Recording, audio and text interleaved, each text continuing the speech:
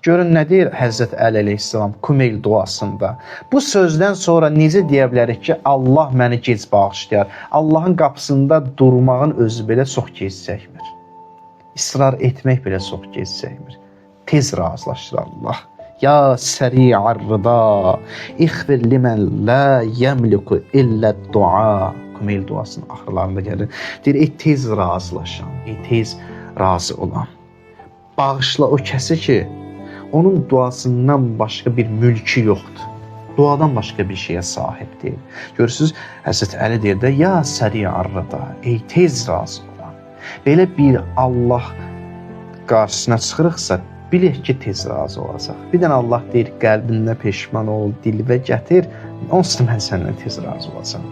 Sanki o valideyn görür, övlad o qədər azıyır, o qədər o əməlinə görə peşman olur, o qədər pis vəziyyətdə olur, valideyn dözə bilmir o əməlinə. Yəni, istəmir o vəziyyətdə olsun, o vəziyyətinə dözə bilmir.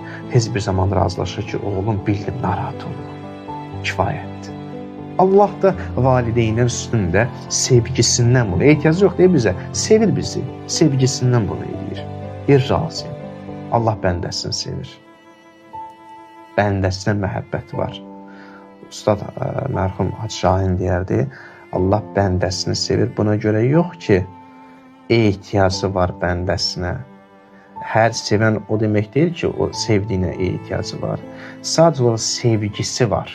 Sevgisi onu ona bağlayır. Amma o bağlılıq ehtiyacından qaynaqlanmır da.